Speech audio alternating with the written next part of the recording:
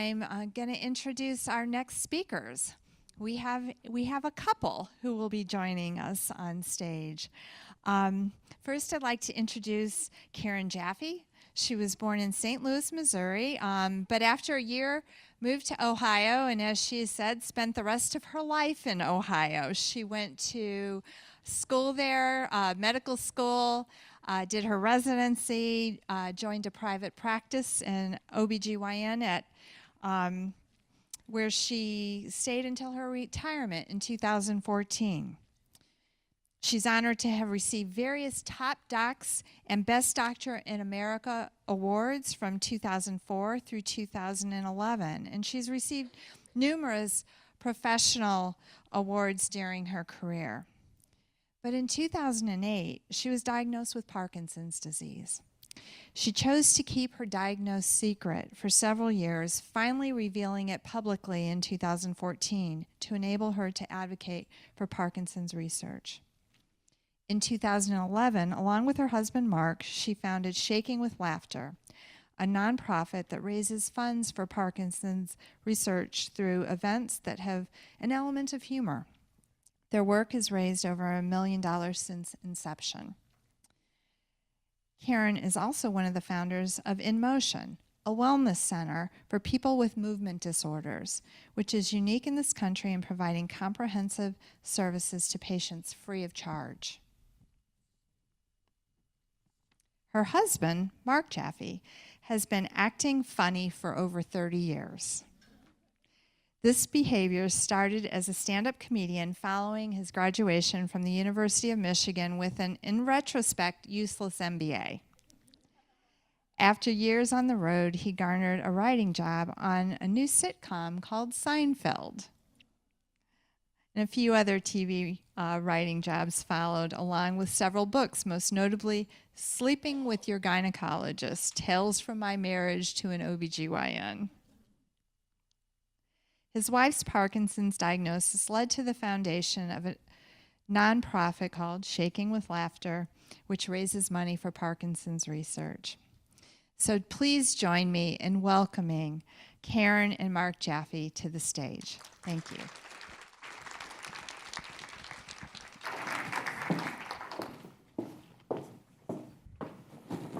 Thank you. Our time's up. It's nice to be here. I'm glad all of you got a little exercise in the last one with the, I want to know how many of you, like me, when they wrote down their things of gratitude, the first thing was that she did not make me run around the building.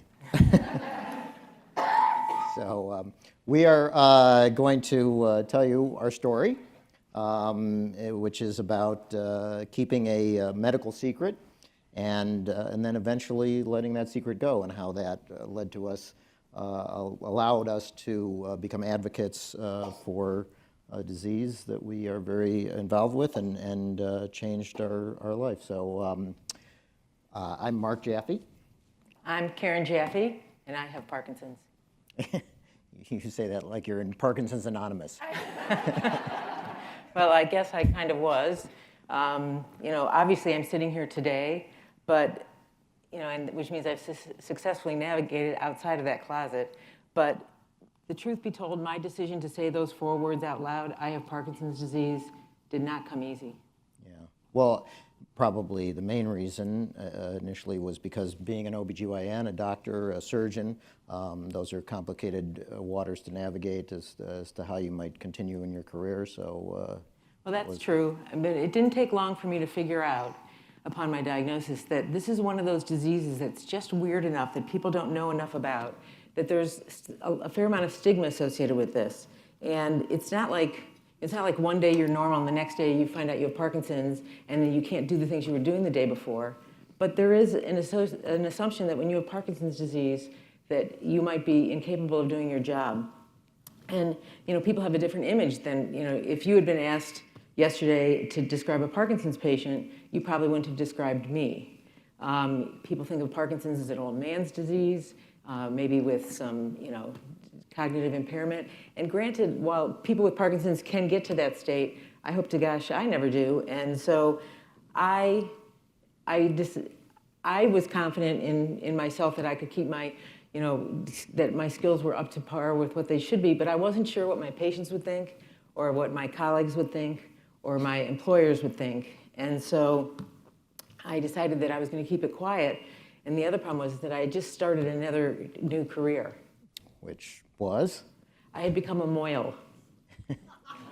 A couple of laughs out there for there's the Jews in the audience outing themselves.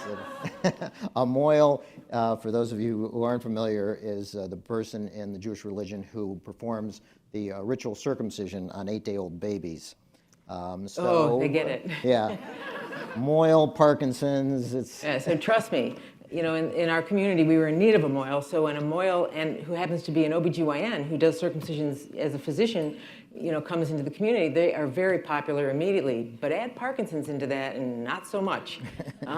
Yeah. Well, and it's a weird disease also in that, I mean, there aren't many diseases really that people keep secret these days. I guess at one point cancer maybe was... Well, that's not so much anymore, but I do remember when I first went into medicine that there were times when you would hear stories about somebody, the matriarch of the family, maybe getting a diagnosis of cancer and the family deciding not to tell her because she was older, and that it would be, I see people shaking their heads. And that that would be upsetting. So yeah, I can't imagine that. Oh, Grandma, you're fine. We just want to give you a little radiation because we have extra at the hospital. Yeah, but so nowadays cancer people, as it should be, when they get a diagnosis, they call up their friends, their family, and everybody comes out to support them. But Parkinson's isn't like that so much, and it's not the only one. I mean, I think... a few other diseases. I think about other diseases like that, and I think HIV/AIDS and mental illness are two others, like Parkinson's, that people don't necessarily come right out and say what it's all about. And so because I'm a Parkinson's advocate, I talk to a lot of people, and many people of all ages keep it secret. I had one woman who called me up, she was in her 70s, and she had had a diagnosis of MS for years, and her family knew all about MS. And, but now she also, unfortunately, got the diagnosis of Parkinson's disease, but she was keeping it secret, and it was really bothering her. And I asked her why she was keeping it secret. And she said, well, because there's no stigma associated with MS, but there is with Parkinson's. So, here she was, a double whammy, but she couldn't tell anybody that she had Parkinson's disease. And it's not, especially for young people, as you were in your 40s when you got diagnosed, it's not a disease that everybody understands, and you didn't, even as a physician, you didn't really understand what you... I sometimes wonder whether I just skipped that neurology. There's a woman in the audience who's a nurse whose husband is a cardiovascular surgeon, and he's very nervous about her having a baby because he must have skipped the OB rotation. So I think we all have our, so I didn't know anything about Parkinson's. In fact, the first doctor that I went to see, when he told me he thought that's what it was, I thought he was crazy, and I told everybody for a year that he was. I have since apologized to him. But so I did, you'd think that I would have a leg up as a physician, but I didn't. I didn't know anything about it, and I certainly didn't expect it. And then you got the diagnosis, which was confusing at first. You didn't, as you said, you didn't accept the first one, and then the second time when you got it, I was away. Well, yeah, because I didn't expect it. I went to see a neurologist, and it was a Friday, and they told me I had Parkinson's disease. I hadn't been on that side of the patient fence, and so I wasn't sure what to do with it. I couldn't call Mark. He was driving home from a trip with my children, and I didn't want them to know. And so I went home, and I looked up. I went to Dr. Google because his doors are always open. And read about it, and that's where I saw Michael J. Fox's story, and he had kept it secret for 7 years, so I figured, well, gosh, if he can keep it secret for 7 years, I can keep it secret, so that was I decided then that I wasn't going to tell anybody. And it was even, I mean, we decided to keep it a secret even from our children, which was a tough decision. We have 3 daughters. They are now currently 21, 25, and 20, almost 27, and they were 13, 15, and 17 at the time. And our oldest one was a senior in high school, and she was trying to pick a college. And I didn't want her to make a decision that she shouldn't go where she wanted to go because she thought her mom would be sick. So we decided not to tell them. Yeah, and it was tough hiding it. I mean, there were certainly just weird instances where you catch yourself, and fortunately Parkinson's begins with Parkin, so I could always, if I said something about Karen having Parkin, problems. She can't park at all. She's just it's terrible. And then like you went to even finding your doctor was crazy. So I decided that I would keep it secret. So I made an appointment with the head of the Movement Disorder Center. Number one, because he was head of the Movement Disorder Center, I figured he would be a good person to see. But also, his office was nowhere near mine. He was he was at the hospital. My office, he wasn't near labor and delivery, and I worked in a building in Cleveland called Green Road. And so I made the appointment. I didn't tell the secretaries that I was a physician, so I waited the same 3 months that everybody else has to wait. And but you get that phone call the week before to reaffirm that you've got an appointment and to let you know what time it is. And so they told me, and I said, yes, I know. And they said, well, your appointment's at Green Road. And I said, no, it's not. It's at the hospital. Oh, no, we've moved the entire Movement Disorder Center into the Green Road building. Where? On the second floor. That's my floor. Where? They moved the entire Movement Disorder Center next door to my office. So here I am trying to, make an appointment. My partners don't know, my patients don't know. We're right next door. Mark and I are sneaking in like Matahari glasses, hat. And it's coming out of the appointment, looking down the hallway. I don't see any patients. It's one thing to go in, it's another thing to come out. And so I said to the doctor, I said, do you have a back door I can use? And he looked at me and he pointed to the door and I said, oh, that goes right into my office. So yeah, it was pretty crazy trying to keep it a secret, and you had also a difficulty in hiding it because just of the disease. One of your prominent symptoms is your tremor, and stress makes the tremor worse. So anytime you were trying to hide it, it made it more difficult to hide. And not only that, but you kind of had a psychological problem just being in your day-to-day work at the office. Well, it's stressful having to hide something. When you've got a secret, it's always, you're always wondering if somebody knows, somebody's going to figure it out. And when you're a gynecologist, your day is filled with every 15 minutes opening a door, say, hey, Joni, it's Dr. Jaffe, how are you? I'm fine, Dr. Jaffe, how are you? How are you? How are you? How are you? I was asked how I was every 15 minutes. And so I would say I'm fine, but my brain and my heart would say I have Parkinson's disease. And so all day long, it was in my face that I had Parkinson's disease and that I was hiding it. Yeah. And so what was happening, it was instead of being, I had become the patient with Parkinson's disease who happened to be a physician instead of the physician who happened to be a patient with Parkinson's disease. We were both pretty fried from all that, and Well, your work wasn't helping you. Well, that's true. I mean, I as a writer and performer, I often write about things that are personal in my life, and sometimes as a means of therapy as well. And so when I have an issue, a problem, I write about it and see if find the funny in it. And but this, I couldn't do that because I couldn't go up on stage and say, hey, my wife has Parkinson's, and here's a joke about it, because everybody would know, wait a minute, your wife has Parkinson's. So yeah, it was. And as much as we tried to keep it under wraps, 6 months later, my youngest, Sarah, found a journal that I had been writing in. I don't know, teenagers keep journals. I don't know why you were keeping a journal. Didn't you just say you wrote for, to help you deal with it? That's true. My mistake was that I left it in a drawer that she opened up and found. And so she finds it, and I'm at home by myself because, of course, he's never home when these things happen. I try to stay away. So she comes downstairs crying, thinking I'm going to die, and I've got to tell her that I'm okay, but that your sisters are coming home at any minute, so shh, don't tell. I didn't know what to say to her. I was making her keep it a secret because there's no owner's manual with these kind of sort of things.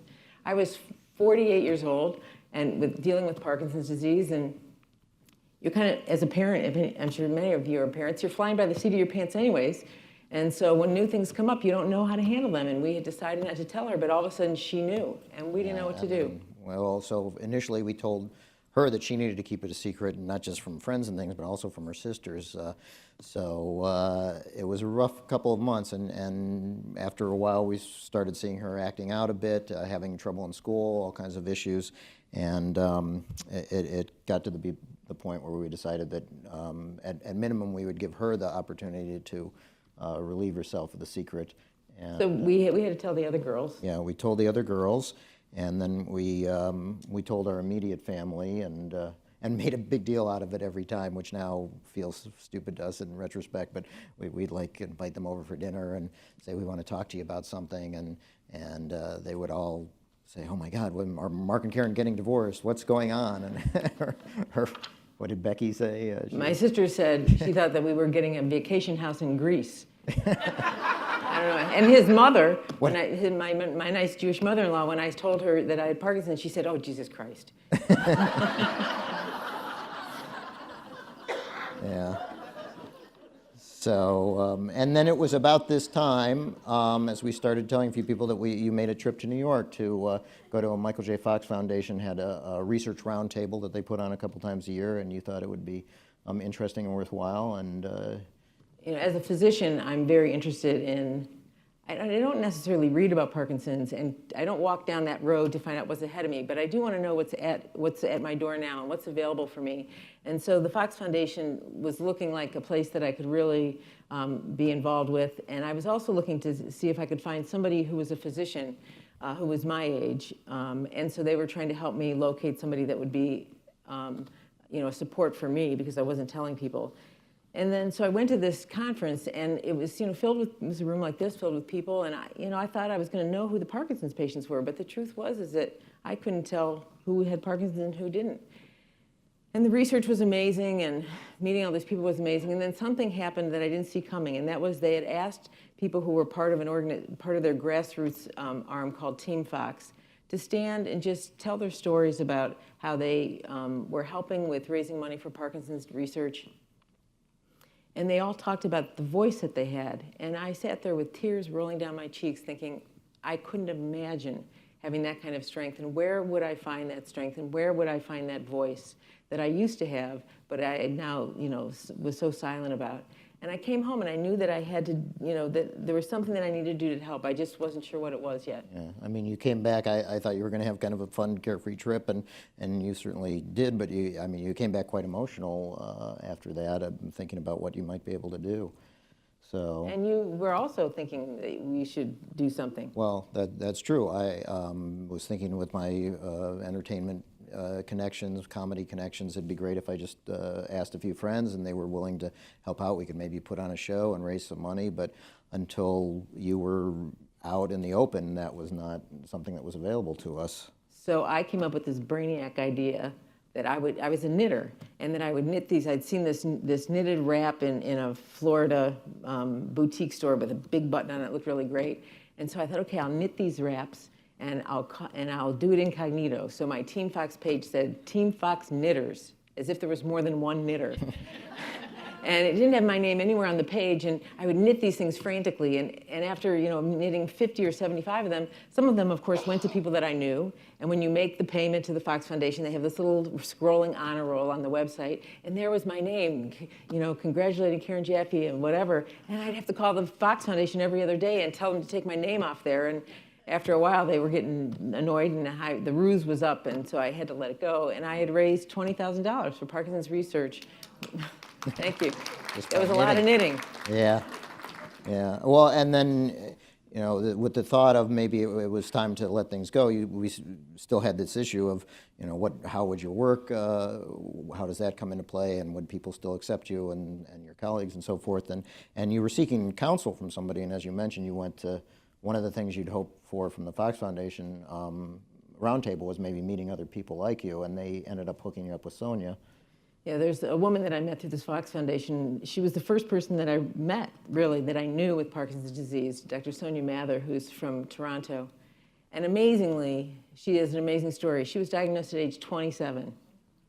She was pregnant with the first of her 3 daughters. And she had just become a physician, and so she kept it secret for 10 years. The only 3 people who knew were her doctor, and her husband. And as a result of that, in order to keep her tremor silent, and so that her patients wouldn't know, she was increasing her medication at a rate that was probably that she wouldn't have had to do if she wasn't working. And so she developed some dyskinesia as a result of that. And so I took that as a sign that was going to be my benchmark of when I was going to stop working. That if I would stop working is if I had to take more medication just to work. And at some point, as a physician and a patient, you see both sides of this, but you know, the stigma of Parkinson's disease, I don't know where it comes from, but there's definitely one there. And people telling me it all the time, and I felt like there was one too. But at some point, I realized that I was perpetuating the stigma. As a patient who wasn't willing to say that she had Parkinson's disease, then if you hide your Parkinson's until you can't hide it anymore, like Sonia, then you become the instant patient with Parkinson's disease who's symptomatic, instead of being the person who is a healthy, working well Parkinson's patient, which I was. I was taking medication, but it controlled my symptoms, and I felt confident, and so did my partners when we told them that I could continue to work. And so at some point, I had to do the brave thing and be the mother and the moil and the OB and the neighbor and the friend with Parkinson's disease, and that I had to go out there and say that I have these things and I'm going to keep doing these things until I feel that I can't do them anymore. So, So we were able to talk to your colleagues who were very gracious, your partners, the hospital was as well, in understanding the situation and allowing you to make the decision in your own terms as to how much you would keep working. And letting this all go was very, very freeing for us. You know, we could go to support groups that we didn't want to be seen at public Parkinson's events before, and we could meet others in the community. So that was all great, and you could start being more relieved at work. You could tell your patients. remember the first patient I told? Yes, So- I think you can tell that probably here. So I decided that morning that I woke up, I was going to tell my patients. And, you know, I would have thought early in the day that I would have had an opportunity, but it never really came up until the very last patient. And she was a woman who I knew well. I'd taken care of her for many, many years. And so she knew who Mark was, and we used to talk about our own families. And she actually said, as if she'd been planted there, she said, you know, so Dr. Jaffe, at least you have your health. And so I looked at her and I said, Jill, I'm going to tell you something. I have Parkinson's disease. We had learned not to do this thing anymore. I've got Parkinson's. And she looked at me and she said, you know what, Dr. Jaffe, no matter how much your hand shakes, I'm still going to let you put your finger up my ass. I'm not kidding you. And it was like the perfect response, because I knew that. And my other patients who I told that to thought, I wish I had thought of that, you know? Because it really was exactly what I needed to hear. So with the support of my patients and my community, Mark and I stepped forward. Well, and also, I mean, you know, it allowed me, not just with your work, but with my work, I could take those things, a story like that, and put it in my work. I was able to write different things. I wrote this a play called Side Effects May Include, which is performed around the country a bit, and was actually our first fundraiser. And being free to, you know, present this stuff, we were finally free to able to fundraise. And we were able to form Shaking with Laughter. And we formed Shaking with Laughter, yes. I'm shaking. I'm Laughter. And,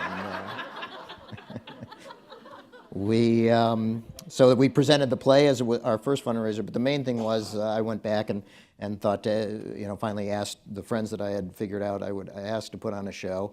Dave Coulier is a close friend who was Joey in Full House. He was the first one I asked, and when he said yes, I knew we could get a show together. And John Pizzarelli, who's a great guitarist, and we thought, oh, you know, if we can raise like $20,000 during the show, that would be great.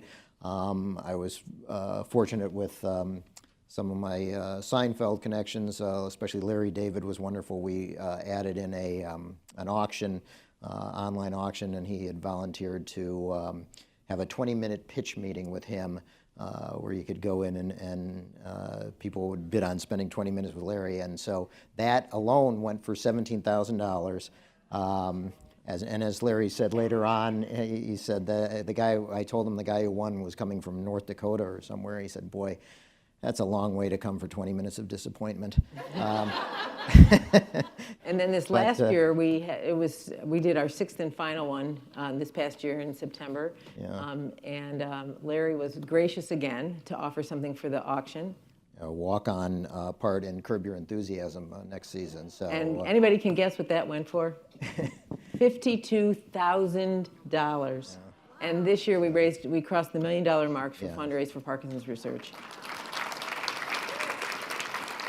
Thank you. So most of the money over the years that we've raised has gone to the Michael J. Fox Foundation. We've, you know, half the money, half the of the objective is raising the money, but then you got to figure out where to spend the money and how it would best, where it would best go. And over the years, they've become the obvious partner.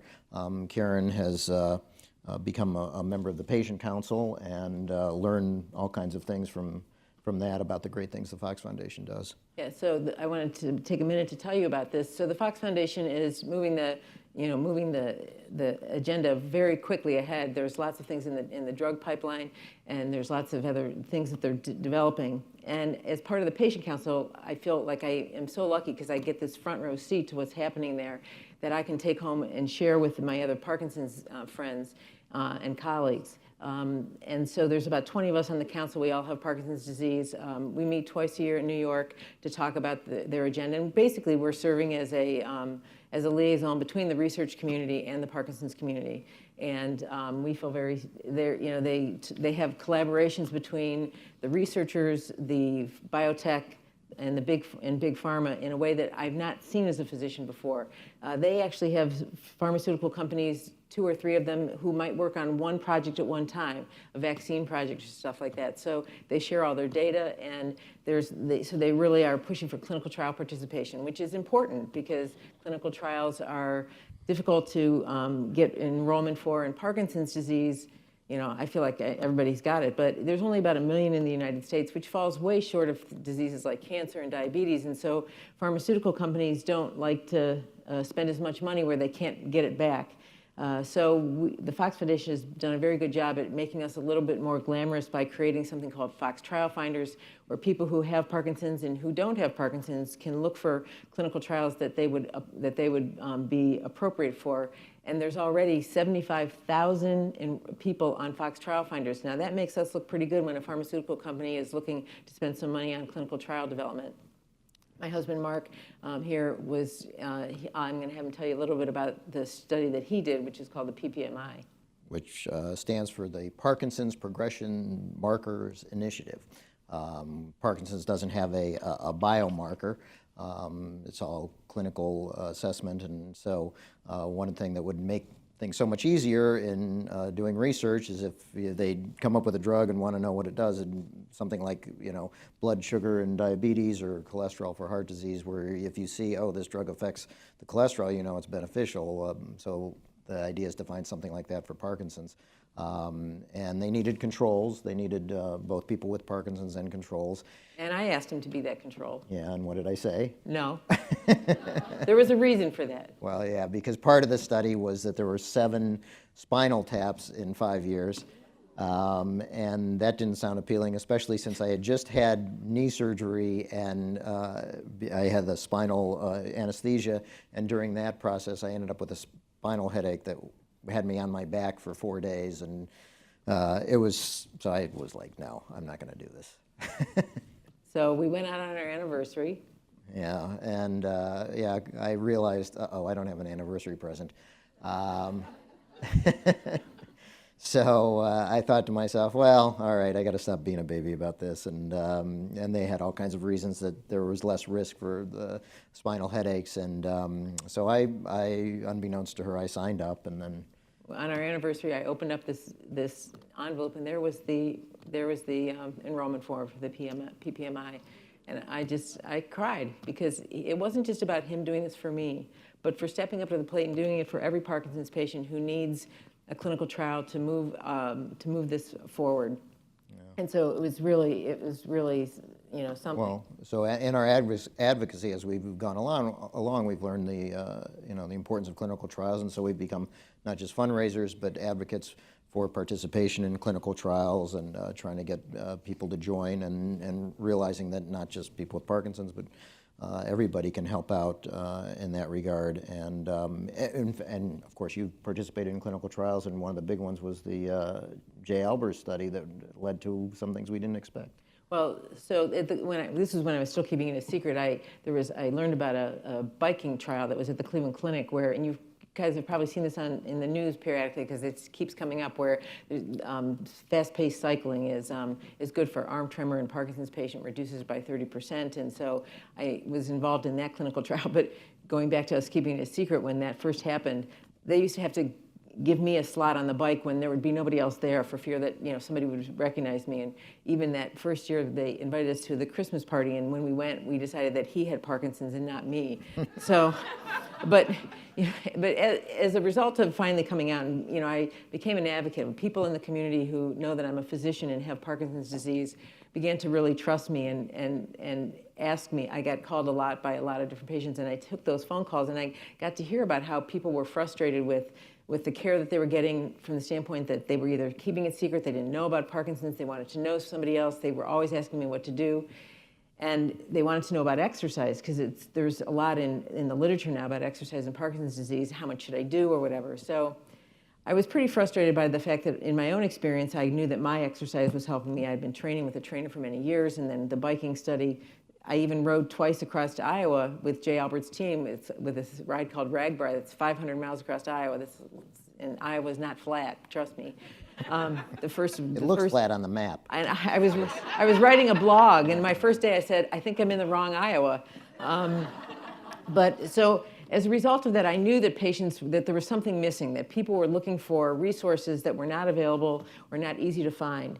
And so I had come up with this idea that I finagled a couple different classes, a yoga class, a Tai Chi, a boxing class, in different locations. But I had a website that I thought maybe I could get people to come to these classes. And at the beginning they did, but it didn't gain much traction. And so by the end of the month, I'd be the only one in the class.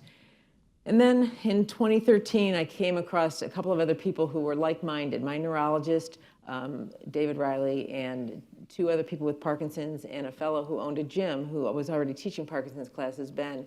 And the five of us decided to create our own center called In Motion, which we opened up in April of 2015. So we've been open for 3 years. We have over 1,000 clients now available, come to our center actively, and those are both care partners and people with Parkinson's. We have a robust schedule of physical wellness activities. We have interval training, biking, yoga, Tai Chi, Support boxing, groups and support groups, singing. drumming, singing, art classes, and lectures, things, and it is open. All free. It's all free to the Parkinson's community. And so, thank you. I'm very proud of this. And people around the country who find out about In Motion can't believe that we're doing it and wish that they had it at their center. We have testimonials from our clients that they tell me, they hug me and kiss me all the time. They thank me and are so grateful to have this. And part of my next role in life, I believe, is to try to figure out how to get these kind of sort of services and centers available at other places. Right now, we're based on funding through foundation grants and private donations, but we're working on other things to get funding for this. So. Well, and clearly, this is something that never would have happened if we'd been still keeping it a secret. This was, coming out in the open allowed you to get into the community, to meet Alan and Ben and Lee and all the people involved in setting it in motion. And in motion, look at that, I threw that in there. And so the importance of letting things go, I guess that's been our journey. And we've gone from uninvolved to completely involved advocates, and we went from only two of us knowing that one of us had this disease and doing our best to ignore it day to day, to telling everybody about it, and spending a lot of waking time helping to find a cure and helping to make the lives better of other Parkinson's patients. And along the way, we found a community, and while one of us is still shaking, both of us have laughter, and we no longer have a secret. And that's kept us positive and engaged and enables us to meet our challenges with grace and strength. So thank you for listening to our story, and appreciate it.